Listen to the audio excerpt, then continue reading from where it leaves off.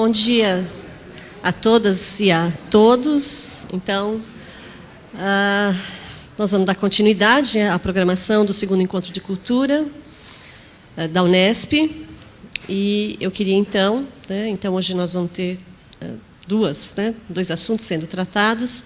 Então, eu queria convidar a professora Maria Antônia Ramos de Azevedo, que é professora no campus de Rio Claro, e possui graduação em Pedagogia pela Pontifícia Universidade Católica de São Paulo, mestrado em Educação pela Universidade Federal de Santa Maria, doutorado em Educação pela Universidade de São Paulo e pós-doutorado em Pedagogia Universitária na Universidade do Vale do Rio dos Sinos. Foi vice-diretora do Instituto de Biociências da Universidade Estadual Paulista, do campus de Rio Claro, onde é professora na área de didática. Tem experiência na área de educação, com ênfase em pedagogia universitária, formação de professores, processo de gestão escolar e universitária e interdisciplinaridade. É líder do grupo de pesquisa de estudos e pesquisas em pedagogia universitária e do grupo de pesquisa em formação de professores, ensino e avaliação. Todos eles certificados pelo CNPq. Então, por favor, Maria Antônia. Professora Maria Antônia.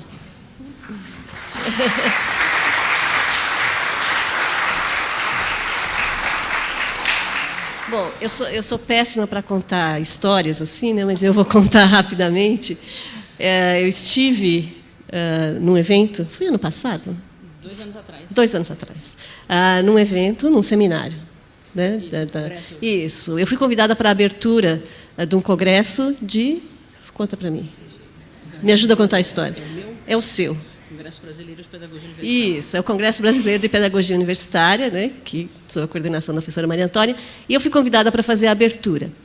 E quando eu cheguei na abertura, eu não consegui sair mais de lá. E eu fiquei todos os dias, aí como participante Participou de todas as vezes? Isso. Todos os grupos? Isso, uma participante ativa.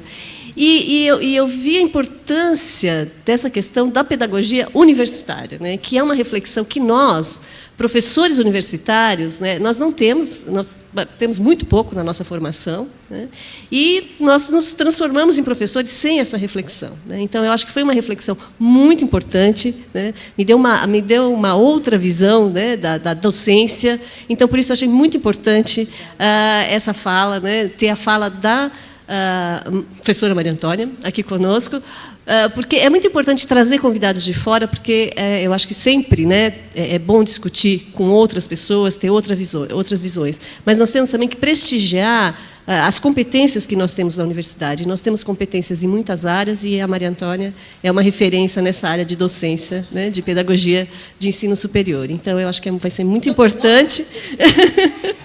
É a historinha, porque... É essa história, então, quer dizer, foi a partir daquele congresso, eu acho que é muito importante, então acho que vai ser uma discussão muito... E nesse momento que a gente precisa começar a olhar a docência de uma forma muito mais integrada e nessa questão, tanto da indissociabilidade e da interdisciplinaridade. E ainda com essa noção, com esse conceito novo que nós estamos trazendo, que é essa transversalidade da cultura nas 3 dimensões do ensino, da pesquisa e da extensão universitária. Então, por favor, professora, tenha a palavra. Muito obrigada. Muito obrigada, nossa, muito obrigada mesmo de coração. Eu tenho que tomar cuidado, que eu tenho um vozeirão que, às vezes, mais eu deixo as pessoas surdas, O que será? Então, às vezes, as pessoas perguntam, precisa de microfone? Então, eu tenho que me controlar. Vocês me desculpem, porque às vezes eu me empolgo demais, aí a coisa fica um pouquinho fora de controle.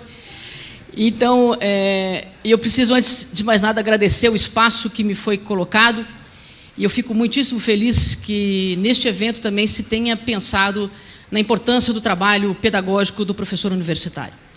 Em nenhum momento aqui eu quero que a gente tenha a ideia de que eu estou fazendo com que o professor se sinta culpado com uma série de questões absolutamente importantes, mas que também não fazem não é simplesmente uma coisa que ele possa reverter. O que eu vou trazer para vocês são questões que possam fazer com que nós, enquanto professores, possamos nos revisitar e ressignificar algumas questões.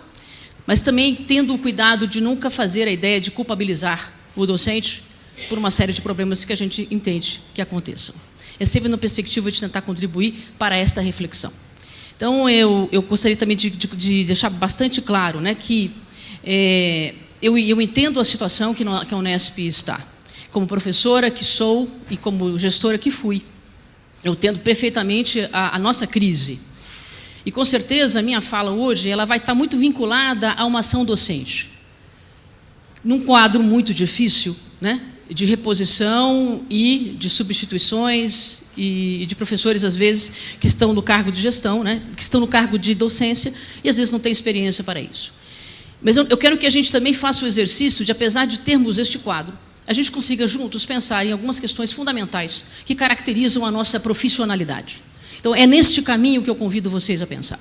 E em nenhum momento aqui eu estou desconsiderando todo este cenário. Eu quero que a gente entenda este cenário, mas também valorize a importância que temos enquanto professores. Porque eu sou professora, né, há quase 30 anos e tenho um orgulho imenso de dizer que sou professora. Eu fiquei me perguntando com a pergunta de ontem da colega, né, da importância que também somos cientistas, certo? E também confesso a vocês que na área das ciências humanas, a gente também tem sofrido bastante, ultimamente, né, pelo desrespeito, né, em termos de aquilo que nós fazemos. Nós não fazemos ciência, nós não fazemos nada. Nós só, né, aumentamos a balbúrdia.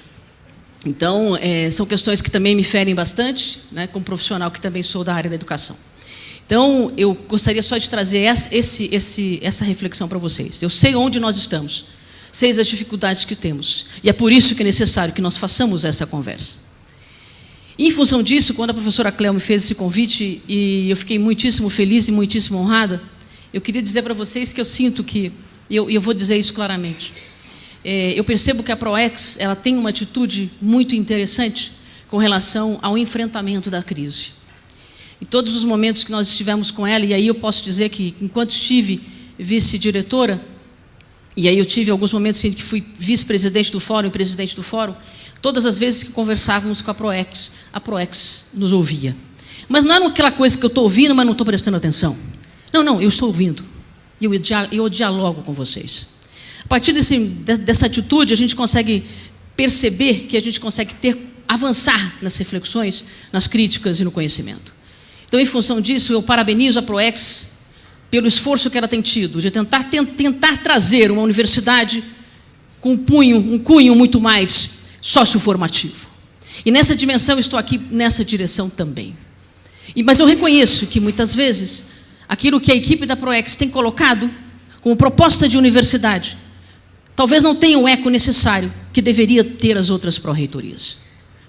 E é por isso também que eu estou aqui para dizer que a gente precisa se esforçar e trabalhar e justamente dar a mão a quem tem esta proposição. Mesmo que muitas vezes nós não consigamos avançar naquilo que nós precisaríamos.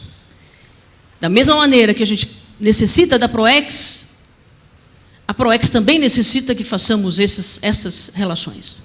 E, consequentemente, a gente consiga avançar, mesmo que tenhamos, né, na própria organização da reitoria atual, alguns entraves. Então, eu gostaria só de deixar isso bem claro, tá bom? Agora eu vou falar sinceramente. Eu tenho 2 problemas gravíssimos. Sou professora de didática, aí piora, né? Às vezes eu falo palavrão, mas assim, deixa eu explicar. Escapa, entendeu? Puta merda. Aí, ó. E aí, então, vocês me perdoem se algumas vezes sair sem eu querer. Aí vai gravar, quer dizer, vai, aí, por favor, vocês dão Todos meus alunos já entenderam, mas tem hora que eu tenho que explicar mesmo, dependendo da situação. E outro problema grave é que eu sou professor de didática, mas eu sou péssima. Eu sou ruim, cara, nesse negócio aqui. Então, eu não consigo. Às vezes eu falo o que eu ia falar, já falei. E aí o negócio está lá. Aí eu volto, e vai, e volta. Então, por favor, entendam a minha situação, tá?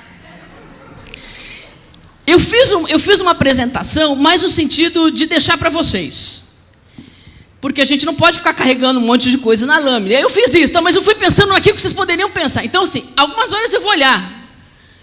Eu não vou ler. Mas, assim, dá um desconto também, apesar de eu ser professor de didática, eu não curto muito isso, não, entendeu? Mas acho importante. Beleza? Está explicado? Vamos embora. Eu ando bastante também, então vamos lá. Bem, gente, o desafio está posto, né, quando a gente coloca a ideia de ser professor universitário, aliás, ser professor, né, no contexto brasileiro, sempre foi um desafio enorme. Eu estou falando em todos os níveis de ensino. Fui professor em todos os níveis de ensino. E sempre foi um desafio enorme você ter uma valorização de uma profissão onde um país não valoriza a educação. Então, quando a gente faz essa discussão de ser professor, realmente é uma ação extremamente importante. E eu fico muito da vida quando as pessoas chegam para mim e falam assim, então, é vocação, não, é sacerdote. Porra, para com isso, tá certo? Não é isso, né? Ser professor é profissão. E esta profissão precisa ser apreendida. Ela precisa ser reflexiva no processo de me constituir um cidadão profissional de uma determinada área. Então, se nós somos profissionais, nós temos que apreender o processo de se constituir docente, que se dá muito mais, não desconsiderando os cursos de formação inicial, mas se dá muito mais no processo de se constituir docente. Então, esse exercício é absolutamente fundamental. Então, tem uma fala muito interessante do professor Novo, Antônio Nova, extremamente competente, né? Ex-reitor da Universidade do Porto, referência muito forte no Brasil. Tem uma fala dele que eu acho fantástica. Ele diz assim, valorizo, respeito e mais me vale um professor que tem 3 anos de docência do que aquele que tem 30. Aí todo mundo olha para ele e fala, não deve ser português para falar uma frase dessa. E aí ele fala, não, deixa eu explicar. Mais me vale ter um professor que tem 3 anos de docência e ressignifica esta docência com significado além daquilo que ele faz, do que alguém que tem 30 anos. Pensa 1, reproduz 29. Então, não é questão do tempo, mas aquilo que efetivamente fazemos com ele. Ou melhor, aquilo que ressignificamos naquilo que fazemos na ação docente, a qual nós estamos convidados a realizar. E não nessa direção, quando a gente fala do exercício da docência no contexto brasileiro, é inevitável que nós tenhamos que fazer esse exercício. Estou estarrecida, e me perdoem, né, mas não dá para a gente não ficar estarrecido. Quem trabalha com educação, ciência, tecnologia, formação, está estarrecido com o que acontece hoje no contexto brasileiro. Eu fui aluna de Paulo Freire no final de sua vida. Quando eu escuto os ataques que são feitos a ele, eu fico me perguntando, se ele estivesse vivo hoje, acho que ele morreria de tristeza. Ou então ele deve estar se remexendo no caixão para ver como é que as pessoas não conseguem entender a profundidade de sua fala. Porque as pessoas não entendem porque não leem, porque não se apropriam de um conhecimento. Não constroem um conhecimento a partir desta fala. E quando você agride uma proposta de formação em um indivíduo, isso é um verdadeiro absurdo. Então, quem teve a oportunidade de conhecê-lo, e uma coisa importante, e eu posso afirmar para vocês, que uma coisa fantástica de Paulo Freire era a absoluta coerência daquilo que ele fazia, que escrevia e aquilo que ele era. E para mim isto é a coisa mais significativa que eu posso ter. É a transparência, é a clareza de uma luta que ele teve para mostrar que a educação tem um papel fundamental no sentido de fazer com que o indivíduo se constitua cidadão. E é por isso que ele trabalha a dimensão que eu preciso ler o mundo. E ler o mundo significa estar no mundo e não longe dele, aquém dele. Como se não tivesse o exercício de estar naquele lugar como lugar de pertencimento. E esta luta linda se dava numa prática e numa ação de indivíduo que pouquíssimas vezes eu tive o prazer de me deparar. E aí eu pedi ajuda para o Antônio, até para esse negócio aqui eu fico atrapalhado. Então, assim, para não atrapalhar o Antônio, que já está me ajudando um tempão, me ajudou um monte com a organização, inclusive, brigadão, ele vai me ajudar. Então, quando a gente olha essa questão, a gente percebe que, infelizmente, a gente tem uma influência muito forte europeia e norte-americana da educação no contexto brasileiro. Se eu vou pensar a Universidade do Brasil, a universidade é nova.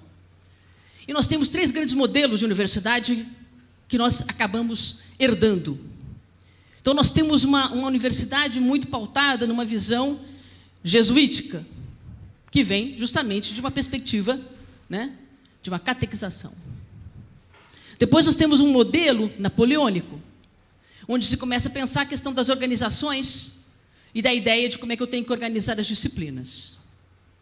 E depois a gente tem muito fortemente a ideia do modelo alemão, onde se tem a questão de como é que eu organizo, das áreas de conhecimento, dos pré-requisitos necessários. O que quer dizer isto? Que muitas vezes a nossa universidade ela surge muito mais, se a gente vai estudar a própria história da educação brasileira, muito mais para atender, né, os grandes intelectuais que vinham de fora. Não era uma universidade pensando a perspectiva de um contexto brasileiro, com as suas necessidades e as suas características. Consequentemente, quando a gente pensa na universidade, a gente entende que nós somos produtos de uma ideia de universidade muito específica. É por isso que a extensão universitária ela surge anos depois. Porque, pautado no modelo europeu e norte-americano, não se tinha extensão universitária. Haja visto que na extensão universitária, nesses lugares, não se tinha esta preocupação de estar com esses contextos de tanta diversidade cultural, econômica, política. É por isso que a extensão ela chega depois, e aí parece que ela chega no apêndice. Porra, esqueceram dela. Vamos acoplar ela aqui? Quem sabe dar um jeitinho. Só que esse jeitinho também é complicado, porque se historicamente ela foi sendo construída desta forma, parece que a ação extensionista acaba tendo um valor menor. E historicamente a gente vai percebendo que isto não é verdade.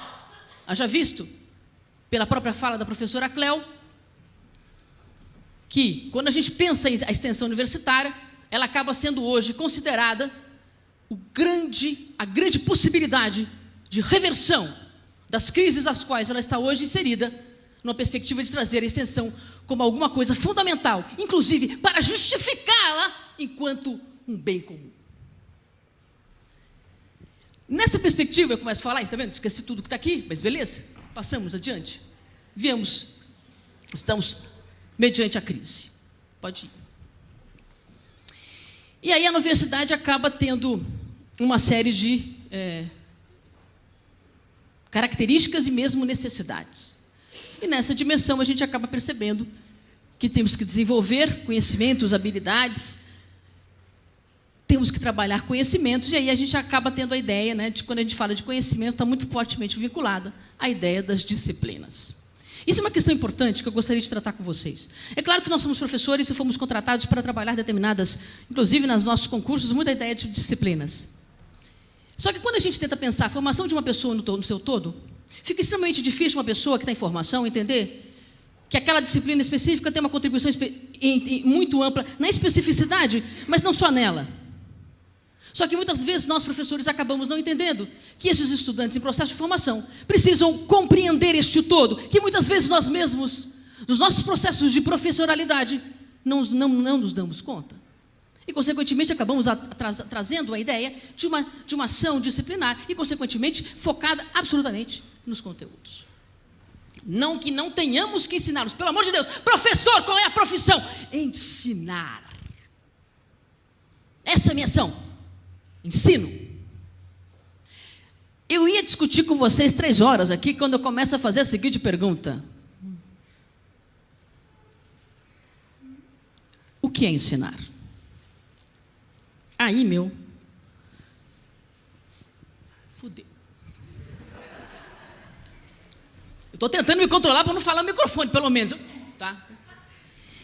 Porque presta atenção comigo. Quando a gente começa a discutir o que é ensinar, a gente acaba trazendo uma dimensão muito da nossa experiência enquanto docentes. E nessa experiência enquanto docentes, fazendo as contas, rapidinho, galera, nós estamos velhos, vai, fazendo as contas, nós temos mais ou menos uns 30 anos de quê? De banco. De quê? Escolar.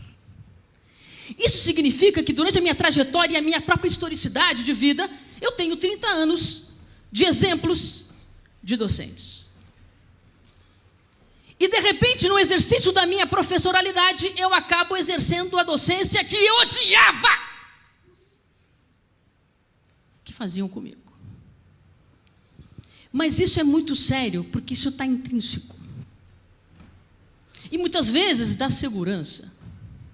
Eu digo o seguinte, quando a gente discute, começa a conversar sobre o que é ensinar, a grande maioria, independente do nível de ensino, vai dizer, ensinar é transmitir conhecimento. E aí eu vou responder, quem transmite é rádio, telefone, celular e internet. E dependendo de como faz bem melhor. Desculpa, que muitos professores, que eu, inclusive. E aí eu me revoltava com essa dimensão, porque eu dizia, mas espera um pouquinho, eu estudei, trabalho, cacete, desculpa, escapou. E a minha ação simplesmente é reproduzir algo para alguém.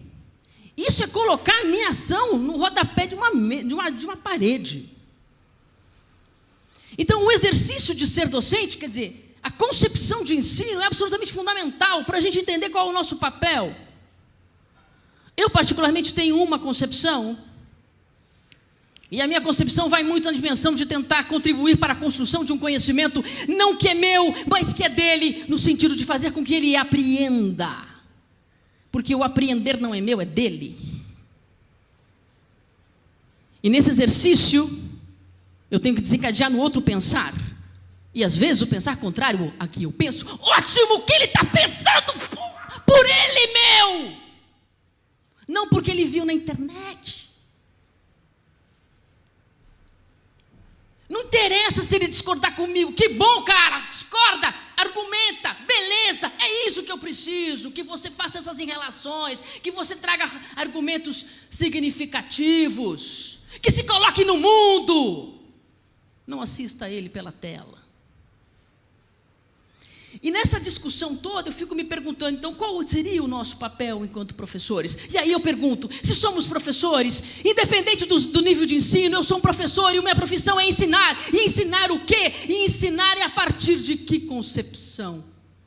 Porque dependendo da concepção que eu tenho, beleza, cara, a gente acaba tendo o quê? Uma prática docente que está balizada nesta concepção.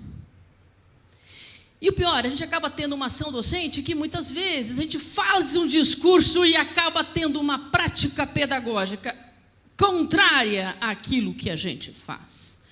E a gente acha que o estudante não percebe. Tá que pariu, cara. Esquece.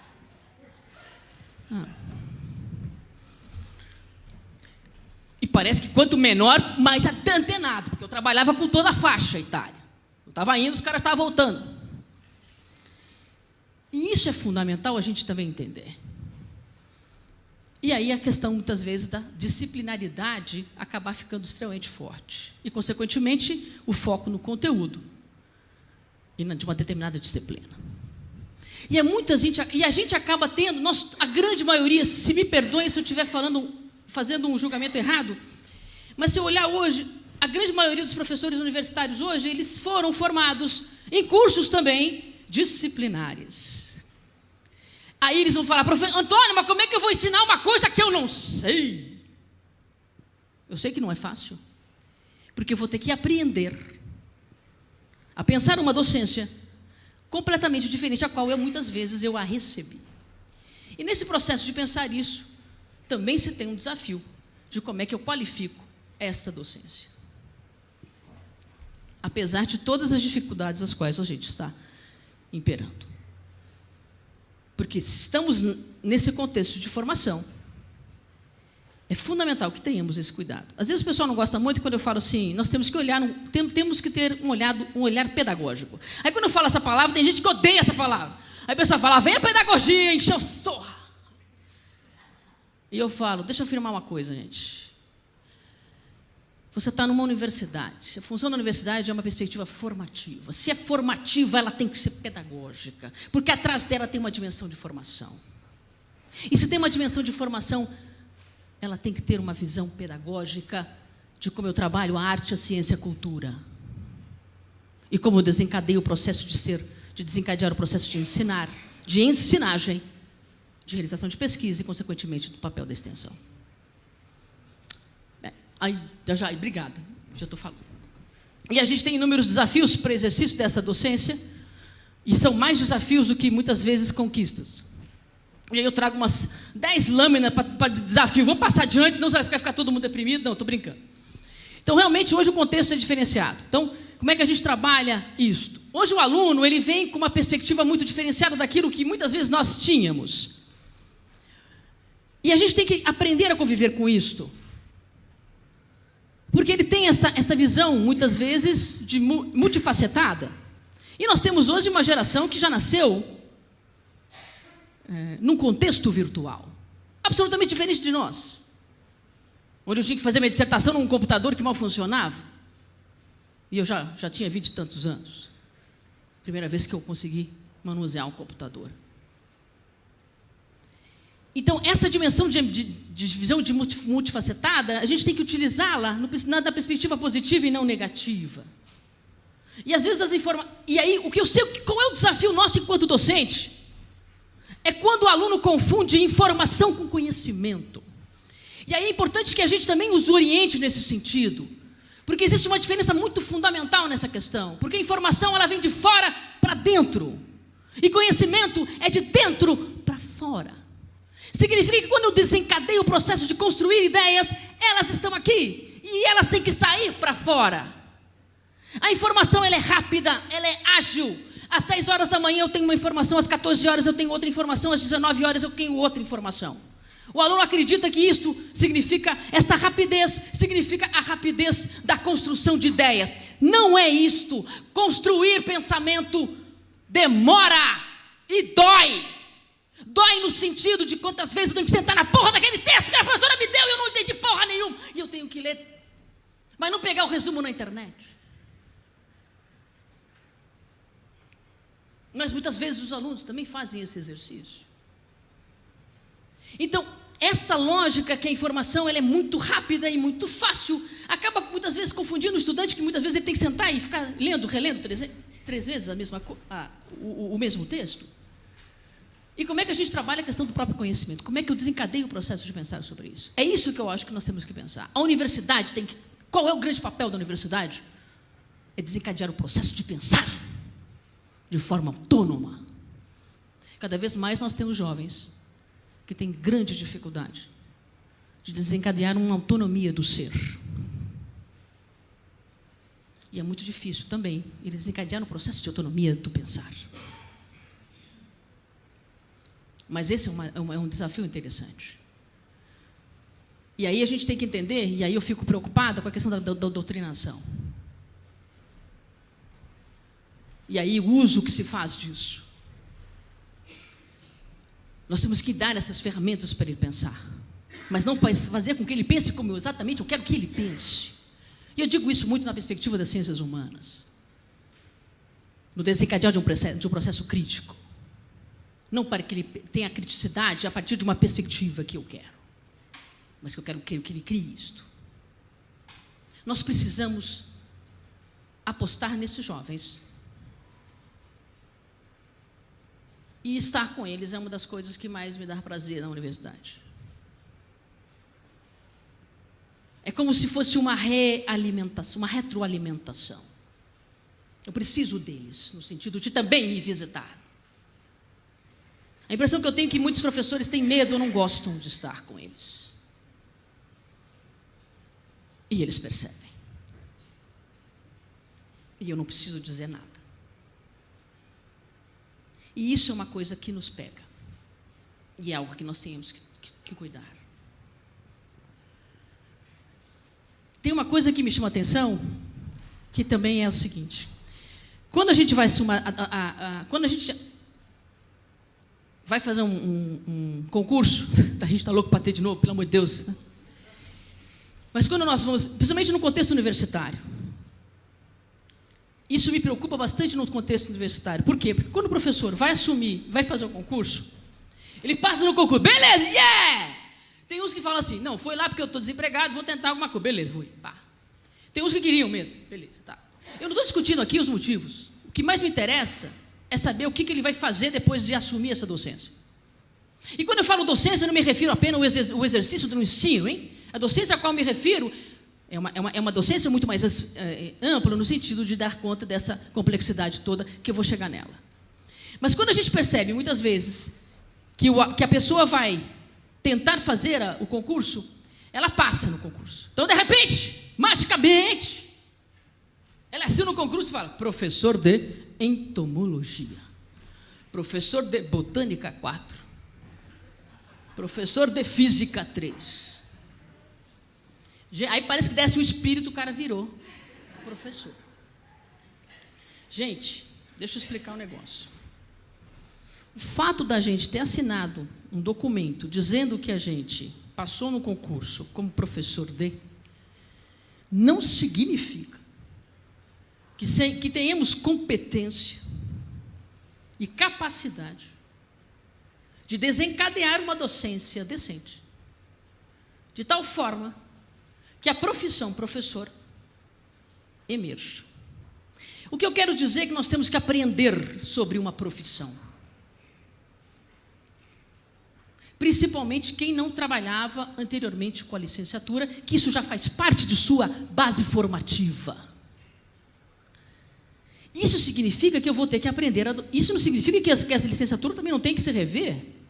Preste atenção, que muitos professores que tem até que estão na licenciatura acabam também não se tornando bons professores no contexto universitário. Mas a gente não pode perder de vista essa percepção. E tem uma fala da professora Selma Pimenta, inclusive ela foi pró-reitora de graduação da USP alguns anos atrás, excelente professora, tive o prazer de ser aluna dela algumas vezes, e ela diz o seguinte: é com muita tristeza que no Brasil um médico dorme médico e acorda professor, mas nunca um professor dorme professor e acorda médico. Quando ela faz essa afirmação, é uma afirmação muito interessante. Existe uma banalização da nossa profissão. É como se fosse assim: qualquer um pode ser. Mas aí quando é para médico, engenheiro, mecânico ou encanador, não é qualquer um não, peraí, opa, Isso para mim é um desrespeito à nossa profissão. Então eu afirmo: não é qualquer um que pode ser professor. Porque vai exigir da gente conhecimentos, habilidades e atitudes, e aí eu me refiro à ideia de saberes docentes, saberes profissionais para exercer uma profissão, necessários para a apreensão de uma profissão e o exercício da mesma. Da mesma maneira que o médico, o engenheiro, o mecânico, o encanador precisa aprender habilidades, conhecimentos e atitudes que caracterizem este profissional para atuar naquele campo. Nessa perspectiva, nós, enquanto professores universitários, precisamos apreender a profissão, ou, como Miguel Arroyo coloca, o ofício de nossa intervenção. E aí eu fico falando um monte de coisa e esqueço essa, né? Beleza. Vai lá, pode ir, por favor. Aí vou deixar. Mas fora toda essa discussão e esse contexto que eu trago para vocês, nós temos questões políticas fundamentais. E eu vejo que as políticas educacionais brasileiras, elas também são absolutamente complexas. E teve uma fala, né, de um professor anteriormente que diz... agora esqueci, que merda. Que ele falou que as políticas... O professor Carlos falou ontem, muito sabiamente, né, que muitas vezes as políticas públicas elas acabam indo para uma direção e as instituições, né, perdidas e não conseguindo acompanhar. Então, hoje, a gente tem na política educacional brasileira, se a gente vai pegar desde a educação básica até o ensino superior, a gente tem uma organização de como é que se pensa o conhecimento. E aí a gente acha que conhecimento é currículo. E não é só isso. E aí, quando a gente fala currículo, a primeira coisa que a gente pensa está na grade curricular. E onde é que a gente quer enxergar a disciplina? Cadê a porra da minha disciplina? Desculpa, escapou de novo. E aí a gente fica louco para saber o que fizeram com a tal da minha disciplina. E aí a gente tem um contexto onde a gente tem toda essa problemática, por isso que é desafio. Ao mesmo tempo, eu tenho diretrizes curriculares de vários cursos. As licenciaturas têm que dar conta de currículo dos conselhos regionais. Os conselhos regionais apitam na formação de vários cursos. É como se eles dissessem: forme assim, não forme assim, põe isso, não põe aquilo. Porra, cadê a autonomia, meu Deus do céu? É claro que eu tenho que ouvir esses conselhos, mas muitas vezes a gente tem que saber aquilo que nós queremos enquanto universidade. A universidade não tem que estar a serviço de alguma coisa, ela tem um serviço maior, uma formação, uma intencionalidade mais significativa, e não muitas vezes ficar a serviço de um mercado específico, porque eu fico perguntando, se eu fico atrás de um mercado, eu pergunto: que mercado é esse? E a gente não pode ficar além, aquém, mas a gente tem que ter essa clareza daquilo que nós queremos enquanto universidade. Mas muitas vezes a gente fica preso a todas essas dimensões de formação e de organização de currículos. Então, o currículo traz, na dimensão do currículo, você tem muito mais a ideia de um processo de formação que vai estar se constituindo. E nesse processo de formação, como é que esse conhecimento tem que ser ensinado? E como é que esse conhecimento tem que ser ensinado? E como é que ele vai ter que ser organizado? E como é que esse conhecimento organizado ele vai poder fazer com que esse professor consiga trabalhar, consiga se enxergar, consiga entender que a disciplina dele tem uma relação efetiva com outras áreas? E muitas vezes, na maneira como eu coloco o currículo, eu faço um currículo estanque que estanca a minha intervenção. E muitas vezes a gente acaba vivendo uma política curricular que, em vez de desencadear o processo de pensar e de fazer uma ação muito mais interdisciplinar, ela acaba engessando e virando uma visão muito mais disciplinadora. Pode ir, por favor. E aí a gente tem essa complexidade toda de tomar decisões. O professor, o que ele faz? Ele toma decisões o tempo inteiro. Nas pequenas coisas. Só que muitas vezes tem professor que quer que a gente dê receita. Não existe um livro. Ainda bem que não existe um livro. Vai na página 78. Se o aluno berrar comigo, vai na página 74, segundo parágrafo. Você faça isso. Porra, não. Eu já tenho desculpa. Eu tive. Quem trabalha com educação básica sabe que no governo anterior, no estado de São Paulo, você tinha os caderninhos. E nos caderninhos dizia, professor, vá na página 7. E dizia tudo o que o professor deveria fazer. Aí eu falo, isso é um crime. Por quê? Você fere 2 princípios básicos. A autonomia do professor e a autoria do mesmo. Quando você tem política pública que mexe com a autonomia e mexe com a autoria, você sente a ideia de que você é simplesmente um robô que aplica coisas e faz coisas. E dependendo das coisas que você faz, está errado, porque não está no livro tal e não tem tal resultado. Bem, e essa incerteza de resultados faz parte da gente. Então, quando eu enquanto professor, que fui muitas vezes totalmente desvinculado, e muitas vezes, presta atenção, eu enquanto estudante universitário, não valorizava a extensão universitária, e achavam o ensino um saco. Eu, enquanto professor, ao me tornar professor, eu provavelmente vou reproduzir exatamente esta concepção. Porque apesar de muitas vezes nós não podemos ter tido a oportunidade de fazermos extensão e um ensino de qualidade, não significa que eu, enquanto docente, não possa ressignificar e aprender com isto. Isto não justifica. De novo, não. Aí eu penso que também eu gostaria de chamar a atenção da ideia da palavra de inovações. Hoje o negócio é ser inovador. Claro que a inovação é fundamental. Mas a gente tem que tentar entender que nós, professores, quando pensamos no trabalho pedagógico, inovar significa uma ressignificação daquilo que já vivíamos.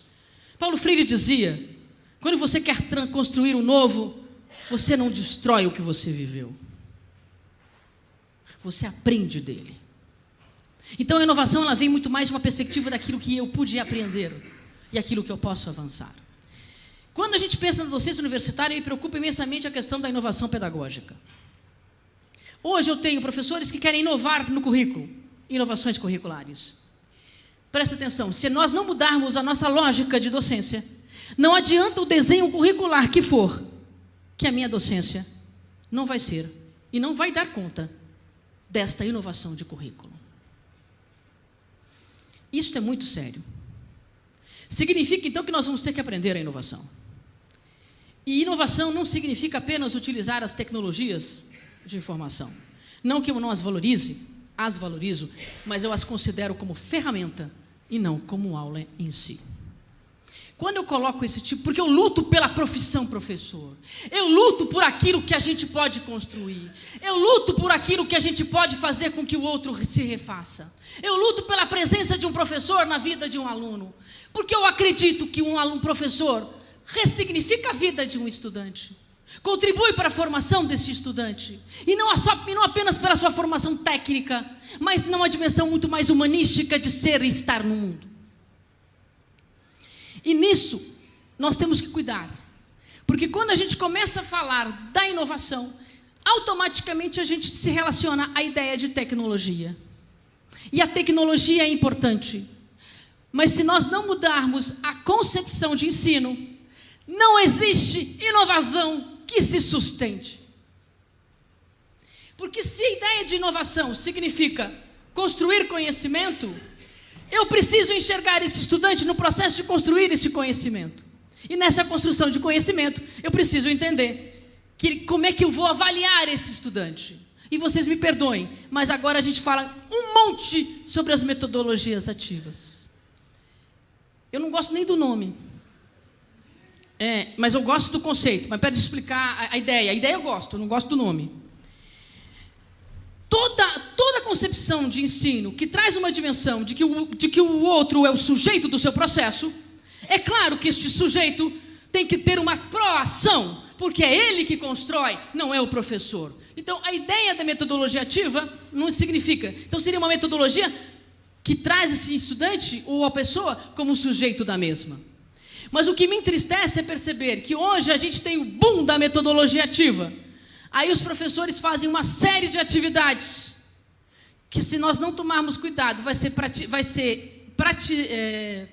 praticismos, mas na hora de avaliar um estudante, unicamente ele faz 2 provas dividido por 2, o aluno é isto.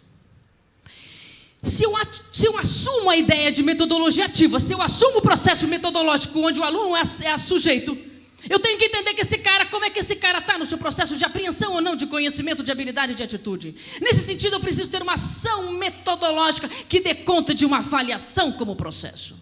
Porque, desculpa, inovação que não faz isso não é inovação. Inovação que não traz esse exercício, não traz essa dimensão desta apreensão. Eu ainda tenho um pouquinho de tempo, né? Por favor. Eu fico falando, tá, pode ir, já coloquei. E aí a gente tem essa coisa muito, né, de que o próprio exercício da docência acaba nos deixando isolados, pelas inúmeras coisas que fazemos. É por isso que eu considero importante que as ações de pesquisa, de ensino e de extensão, elas provoquem, elas nos levem a ações mais coletivas. Porque, inclusive, é na coletividade que você se repensa a partir da fala do outro. Quanto mais isolado eu fico, mais duro eu fico. Porque eu não tenho com quem dialogar, com quem questionar, com quem brigar, com quem me fazer enxergar coisas que eu não enxergava antes. E esse desafio acaba gerando o trabalho importante cooperativo e a importância dessa flexibilidade. Aí a ideia de aprender, que eu já coloquei, né? A ideia das capacidades, eu já falei, pode deixar, está vendo? Depois eu deixo tudo direitinho. E aí eu trouxe um pouco de ideias de como é que eu acredito que inovações pedagógicas elas possam acontecer. Por que eu estou falando isso? Porque dependendo da forma como eu atuo como docência, eu trabalho extensão no contexto da aula. A extensão ela não fica à parte. E nem a pesquisa, muitas vezes. E eu vou tentar explicar para vocês que o fato de nós termos muitas dificuldades, aí vocês vão ficar bravos comigo, mas eu vou ter que dizer essas coisas. Um problema muito sério, que nós todos, professores universitários, temos, é que a gente não consegue entender que eu estou dentro de um curso. E que este curso, por mais que eu goste disso ou não, ele tem uma proposta, ou tem um encaminhamento de proposta formativa. Uma vez eu fiz uma pergunta e perguntei quantos professores liam projetos pedagógicos dos cursos que ensinam. Aí vocês vão dizer, mas o projeto está obsoleto. Gente, eu vou trazer isso para a educação básica. Na educação básica nós temos esse problema também. Na educação básica eu posso ter professores, estão 100 professores numa escola. Se os professores não lerem esse projeto, são 100 professores que vão achar que tem que fazer de um jeito. E depois vem falar que os alunos são indisciplinados. Porra, está difícil. A nossa própria organização de trabalho pedagógico também é confusa. Eu não estou dizendo que nós temos que ser robôs, mas a gente tem uma proposta de formação. E quer queira, quer não, qual é o nosso papel enquanto professores que trabalhamos em propostas que muitas vezes não a consideramos ou a ridicularizamos. E aí eu digo, o problema não é o documento, o problema é aquilo que a gente faz com ele ou deixa de fazer com ele. E o que eu observo muitas vezes na universidade? A gente tem um PPP e tem um monte de atividade paralela. E aí entram os projetos. Os projetos são paralelos. Paralelos ao quê? A porra do PPP. Aí você fica, dou conta disso, ou dou conta daquilo, ou não dou conta disso, não consigo dar conta de nada. Porque as coisas não tem alguma coisa que as mobilize, que as convide. Infelizmente, hoje eu tenho uma pesquisa, iniciação científica, muitas vezes, ou PIBID, que é apenas para alguns estudantes. E eu tinha que pensar uma forma de fazer um conhecimento, e acho que a ideia da acreditação vai nessa direção. E eu sou contra a ideia de, na acreditação, você ter uma disciplina para discutir extensão. Porra, não é isso. Não é disciplina específica para trabalhar com extensão. É como é que eu trabalho a extensão no decorrer dessa profissionalização que eu tenho que desencadear no outro. Então, desculpem, gente, eu sei que é difícil, mas se nós não olharmos aquilo que fazemos, fica difícil a gente entender como é que eu vou formar fulano de tal para tal coisa. Aí a gente fica dando aula e fica pegando a disciplina e vai dar aula da disciplina tal, e aí, eu não sei, para que eu estou formando pedagogo? Para que lugar? Para que espaço? Para que intervenção? Para que ação? E aí eu não vejo uma coisa fundamental, que é o perfil profissiográfico. E, consequentemente, como é que eu vou formar esse cara? Não só pela capacidade que ele tem de pensar, mas de ser, de agir. Não é só competência técnica, porra, é alguma coisa mais que isso. Ele não é robô, ele é uma pessoa. E a gente precisa valorizar essa pessoa. Porque a coisa mais linda que a gente tem são as pessoas. E a gente não tem que tomar cuidado, porque senão a gente atropela as pessoas. E perde o sentido do que a gente faz. O melhor que a gente faz. E aí, a ideia da inovação, ela passa por algumas coisas. Eu não estou dizendo que isso aqui é receita, pelo amor de Deus, é alguma coisa que eu tenho pensado. Então, a ideia de pensar como é que eu ensino e como é que eu aprendo. A ideia da gente pensar e tentar fazer uma relação mais horizontal. Autoritarismo é diferente de autoridade. Autoritarismo, muitas vezes, é quando o professor não consegue estabelecer as relações necessárias. Autoridade não significa que eu sou metida besta. Autoridade não significa que eu sou mais que você. Não é nada disso. A pessoa, às vezes, tem autoridade por ela ser e fazer toda essa competência desse ser. Paulo Freire era uma autoridade no fazer as coisas. É isso que eu estou me referindo. Nunca vi aquele homem ter outro tipo de atitude que não fosse essa. Então, a ideia de pensar os saberes, né? Teoria e prática. E a ideia da formação mais interdisciplinar. Por favor, pode ir. E a ideia de currículo, né? Concepção de currículo e ação pedagógica. Aí eu fiz de propósito. Elo? Ou elo? Então, como é que eu penso a ideia da arte, ciência e cultura numa perspectiva de currículo de cursos? Aí o pessoal fala, não, o pessoal da arte é o pessoal da arte. Não tem nada a ver comigo. Se vocês entendem que se nós tivermos essa lógica, não tem sentido o que a gente está fazendo? A cultura, a galera da humanidades faz. Educação, a galera faz. Eu estudei os currículos das universidades há um tempo atrás, e é nítido, independente da Unesp, é fortíssimo a exclusão de disciplinas das humanidades em todos os cursos de graduação. É como se isso não fosse importante. É como se eu não formasse essa pessoa para atuar neste mundo. É como se pensar sobre as coisas fosse absolutamente descartável. Então, quando a gente começa a fazer essa questão, acho que às vezes é duelo mesmo. E isso é uma coisa que nos chama a atenção. Né? E a ideia de ser aquele estático, conhecimento, como é que a gente tem que trabalhar? Como é que eu trabalho o conhecimento? E como é que eu trabalho o conhecimento? É isso que eu quero que vocês entendam. Dependendo da concepção de conhecimento que nós temos, como é que esse conhecimento ele vai ser ensinado? E como é que fica a ideia dos conteúdos? Entendam, gente, conhecimento é uma perspectiva mais ampla. Conteúdo é alguma coisa fundamental. Mas a gente não pode perceber que conteúdo é o fim de nossa intervenção docente. Não é o fim dela. Ela pode ser um meio para. o meu exercício profissional é fazer ele aprender. Né? O meu processo é de ensinagem. Né? Beleza? Mas esse processo de ensinagem, eu preciso desencadear no outro, então como é que é além do conteúdo específico de. Pode continuar, por favor, Antônio. E aí eu também coloco a ideia de currículo e ação. Eu acho que é muito mais duelo do que um elo. Então, não adianta a gente querer também ter uma visão interdisciplinar. Existe uma concepção, a concepção interdisciplinar é uma coisa. A gente dominar a concepção interdisciplinar e ter prática interdisciplinar é outra. E aí a gente tem que respeitar como as diferentes áreas do conhecimento constroem conhecimento. Isso é lindo, mas a gente passa por cima.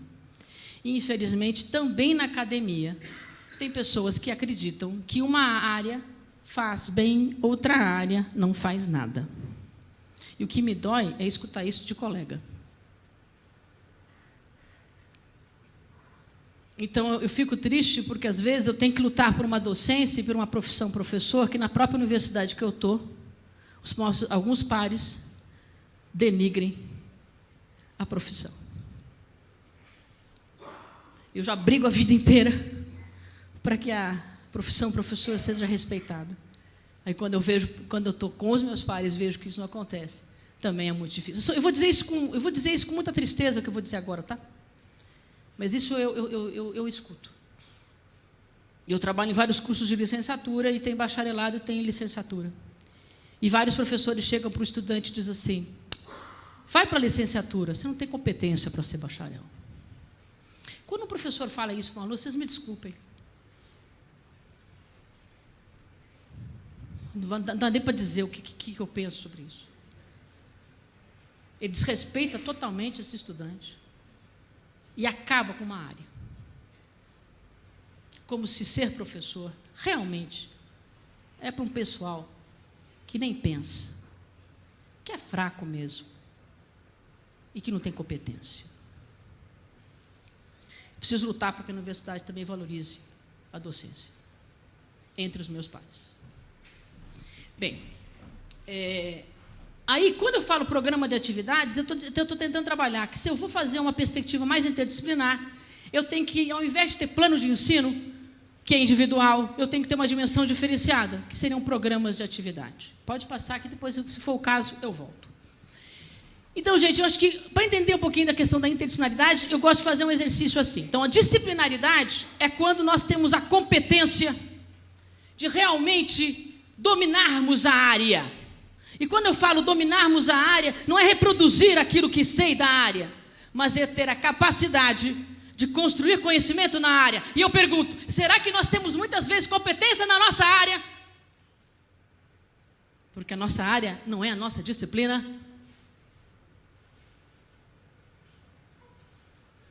E aí é a ideia da perspectiva da profundidade, né? Da gente realmente fazer esta direção mais de profundidade. Pode passar, por favor, Antônio. A multi, eu vou colocar assim porque há estudos que tentam fazer esta relação. Também tem muitos estudos que fazem uma diferenciação da linguagem, mas eu acabei colocando dessa maneira. E muitos mais utilizam a multidisciplinaridade. Multidisciplinaridade é quando você tem várias áreas que conversam entre elas, mas estas áreas acabam trazendo o conhecimento específico que é delas. A partir do quê? De um objetivo comum. É como se vários especialistas estivessem reunidos, e aí o especialista de uma área tal falaria e encaminharia e desencadearia um projeto nessa dimensão, enquanto o outro professor da sua área específica contribuiria para a mesma problemática. Isso é uma perspectiva multidisciplinar. É a contribuição de vários especialistas sobre o mesmo problema. É um avanço? É um avanço significativo, mas isso não significa uma ação interdisciplinar. Aí eu vou fazer o seguinte, que eu gosto de fazer esse exercício, vocês me desculpem, mas é mais fácil. Não aparece Inter não, tá? Gente, eu sou muito a trabalhar, daqui a pouco eu caio aqui. Eu precisaria pegar um exercício aqui e fazer com uma pessoa que não pode ser pedagogo. Tem que ser de outra área, mas tem que usar óculos. Você é de onde? Não, mas tem que ser da área contrária à minha. Desculpa, eu adoro a galera da biblioteca economia, mas tem que ser, por exemplo, da área de exatas. Exato, beleza. Que é bem diferente. Vamos lá. Como é que você chama? O Elton. Obrigada, Elton, por você me ajudar aqui. Eu sou pedagoga de formação. O Elton é? Da área de computação. Computação. Redes de computadores. Meu Deus do céu, deve ser um trem difícil demais. Tira o seu óculos. Troca com o meu.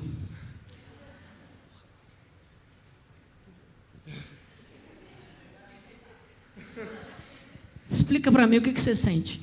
Desconforto. Só isso? Você está melhor que eu. Sente desconforto, tudo meio embaçado, assim, um pouco. No meio tá mais fácil de ver e nos lados tá embaçado.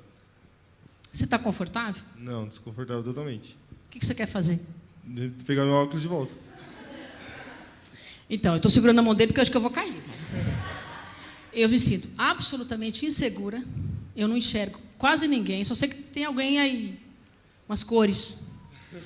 E eu só estou um pouco melhor porque ele está segurando a minha mão.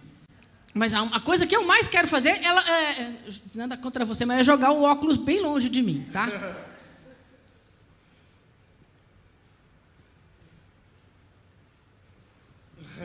O que você sente?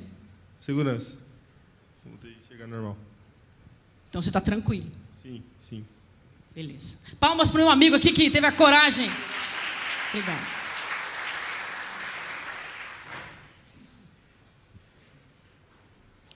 A interdisciplinaridade é quando a gente vai ter que enxergar e pegar o óculos de outra área. É foda. Mas não é bom. Eu ter que trabalhar com ele, né? E tentar enxergar o que ele enxerga. Porra, eu não vou enxergar o que ele enxerga. Mas ele vai poder me ajudar a entender o que ele enxerga e como ele enxerga e o que faz ele enxergar assim. Quando ele pega o meu, é claro que ele não quer.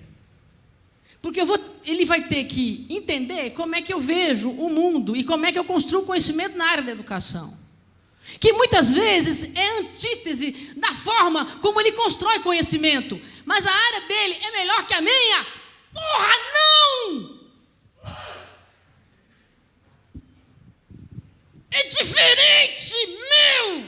Eu fico com um puta discurso de falar da diversidade. Porra, eu não consigo aceitar que o outro cria conhecimento, pensa conhecimento, faz conhecimento, porque ele não faz como eu. Eu vim falar de papo de diversidade se eu não consigo enxergar isso. Então, gente, desculpa, eu não estou brava não, é que às vezes eu me empolgo, tá? O pessoal diz que eu estou brava. Tá vendo? A pessoa fica até passa longe. Então, viu? Eu sei, o pessoal às vezes assusta um pouco, mas depois acostuma.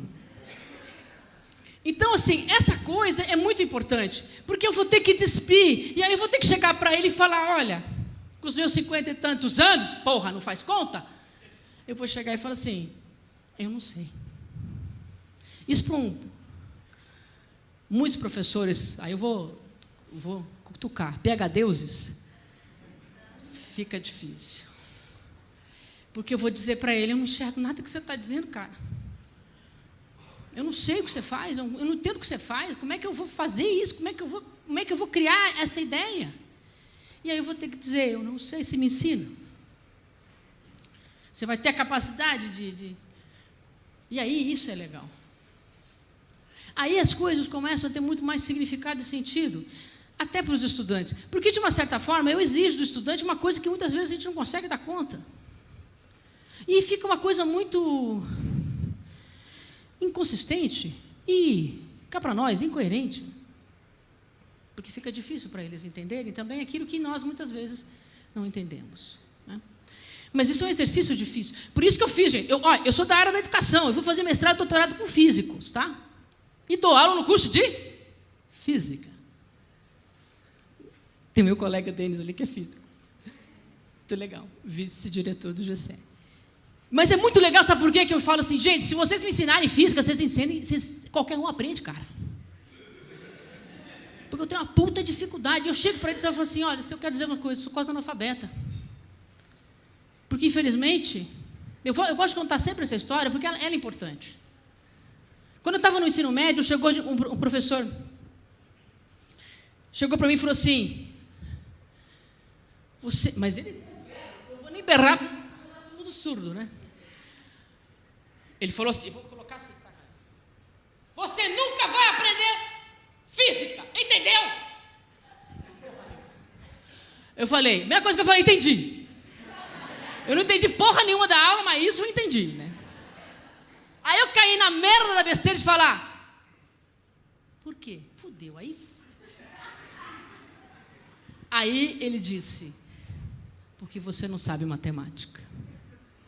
Em 5 minutos, ele acabou comigo. Ou acabou com 2 áreas. Física e matemática.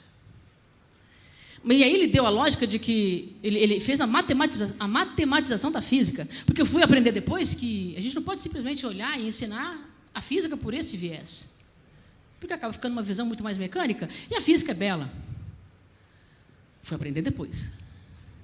Mas eu quero dizer que muitas vezes a forma como a gente se coloca, a única coisa que eu entendi desse cara foi isso. E é tão forte isso que eu entendi mesmo.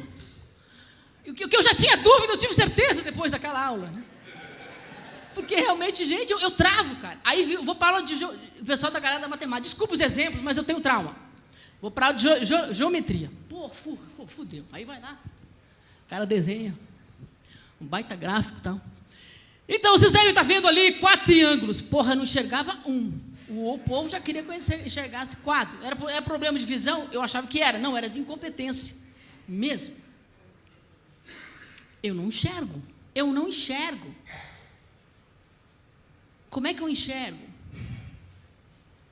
Então, essas questões são absolutamente fundamentais. É por isso que, muitas vezes, quando a gente recebe nossos estudantes da educação, do ensino fundamental, do ensino médio, a gente tem que entender que muitos deles, eles não têm uma formação. Eu não vou discutir se é público ou privado, que aí é outra palestra.